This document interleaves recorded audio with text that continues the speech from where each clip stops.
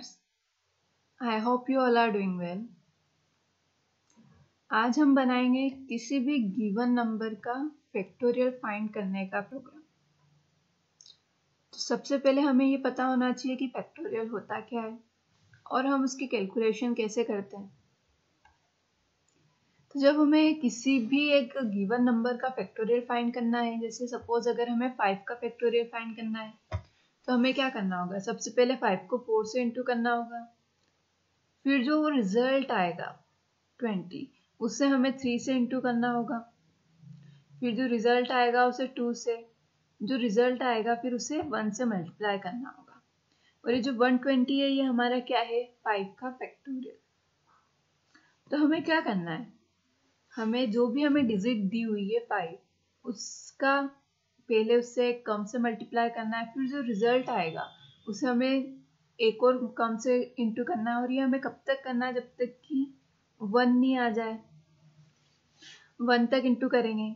अब यहाँ पे हम देख रहे हैं कि हमारी दोनों डिजिट्स चेंज हो रही है।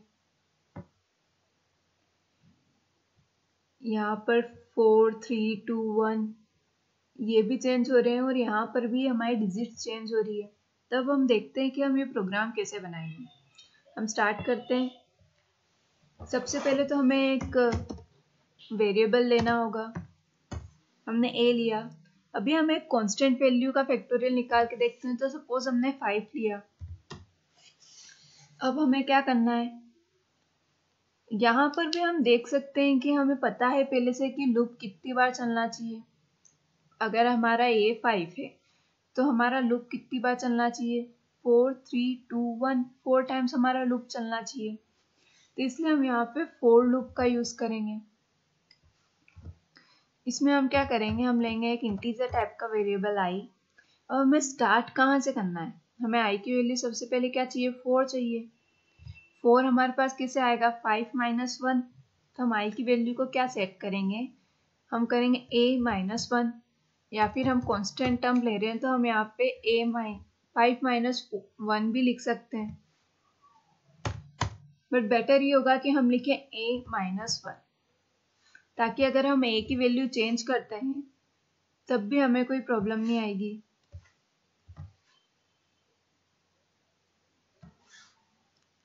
अब हमें क्या करना होगा?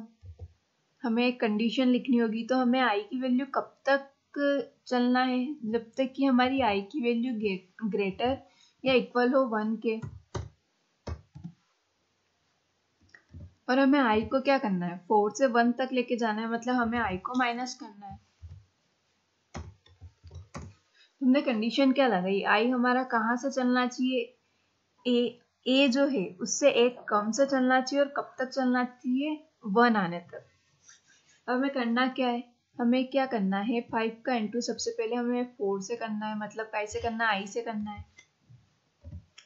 अब ये वैल्यू हम किसे दें? जब हम यहाँ पे नोटिस करते हैं, ये 5 क्या था? हमारा a है। अब यहाँ पे इस a की वैल्यू ही चेंज हो गई।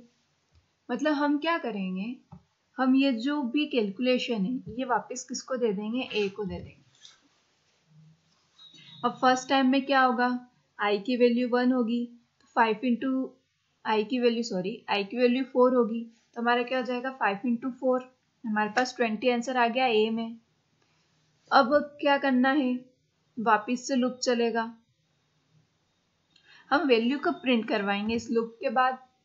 क्योंकि हमें 20 तो प्रिंट करवाना नहीं है, हमें प्रिंट करवाना है 120, जो कब आएगा? जब ये लूप कंप्लीट हो जाएगा। तो हम चेक करते हैं क्या हमारा आउटपुट सही आ रहा है। सबसे पहले हमने ये देखा, प्रोग्राम बनाने का बेसिक एक रूल ये होता है कि हम पहले से नहीं सोचे कि हम परफेक्ट प्रोग्राम बनाएंगे। हम उसे रन करके देखते हैं। अगर कोई प्रॉब्लम आती है हमारे सामने तो हम फिर उस प्रॉब्लम को सही करेंगे। जब हम इसे रन कर रहे हैं प्रोग्राम को,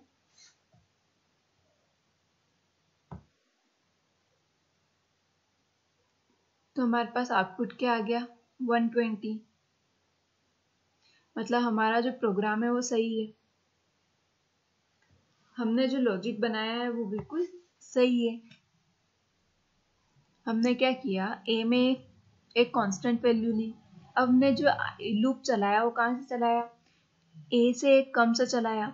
कब तक चलाया उस लूप को, जब तक कि 1 नहीं आ जाए और i की जो वैल्यू है वो हमने माइनस कर दी, डिक्रीमेंट करते गए हम 1 से। फिर हमने क्या किया, a को इंटू किया i से और वो वैल्यू फिर से a को दे दी। हमें ये सिर्फ हमारा लॉजिक देख के जो हमने कैलकुलेशन की थी, हमने उसको देख के ये रिजल्ट बनाया। अब इसको बनाने का ये एक तरीका तो है नहीं, हम एक और वे से इसे बना सकते हैं।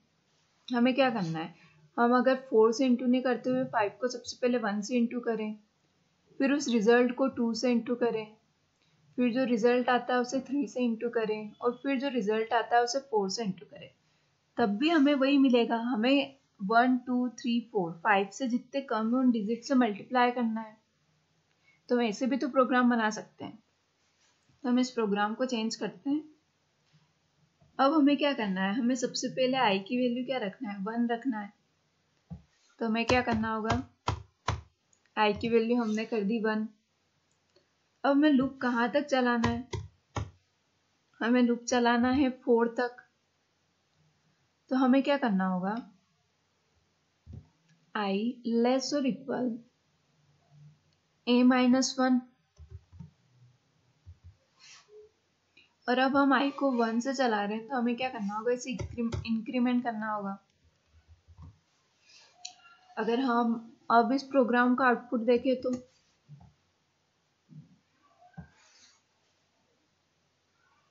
अब तो हमारे पास आउटपुट गलत आ रहा है। पर ये कैसे हुआ, हमने तो वही किया जो हमने कैलकुलेशन देखी थी। अब ये क्यों हुआ, क्योंकि हमने कंडीशन क्या लिखी है, हमने लिखी है a माइनस 1, पर हमारा a तो हर बार बढ़ रहा है, हमारा a हर बार बढ़ रहा है, तो ये कंडीशन हर बार चेंज हो रही है। पर हमें कंडीशन तो सेम ही रखना है, हमें लूप 4 बार ही चलना चाहिए। इसके लिए हमें क्या करना होगा, हमें पहले इस 5 को एक दूसरे वेरिएबल में लेना होगा।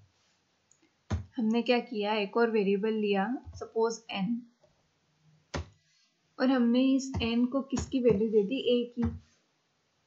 तो अब हमारी जो कंडीशन होगी, यहाँ पे हम a ना लिखते हुए n लिखेंगे। इससे क्या होगा, n की वैल्यू तो चेंज हो नहीं रही है, वो कांस्टेंट। तो हमें हमारा आउटपुट मिल गया है। अगर हम वैल्यू को चेंज करके देखें तो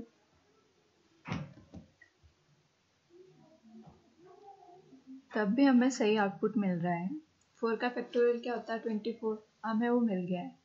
अगर हम चाहते हैं कि अगर हम a की वैल्यू कांस्टेंट नहीं लेते हुए अगर रन टाइम पे वैल्यू रहे, तो तब हमें क्या करना होगा, हमें सिंपली ये 3 लाइंस लिखनी होगी। सबसे पहले स्कैनर क्लास का ऑब्जेक्ट बनाना होगा, फिर एक हमारी सहूलियत के लिए हमें एक मैसेज लिखना होगा, इंटर एनी नंबर, और फिर a के अंदर ही एक वैल्यू ले लेनी होगी। अगर हम इस लॉजिक से बना रहे हैं तो हमें सेम क्या करना होगा, एक वेरिएबल में a की वैल्यू लेनी होगी। अगर हम इस प्रोग्राम को रन करके देखते हैं, अब हमें क्या मिल रहा है, इंटर एनी नंबर। सपोज मैंने 6 इंटर किया तो हमारे पास 720, जो कि 6 का फैक्टोरियल होता है, वो आंसर आ गया है। तो इसी तरह हम फैक्टोरियल का प्रोग्राम बना सकते हैं। लॉजिक हम चेंज कर सकते हैं हमारे हिसाब से, जिस तरह से हमें समझ में आए।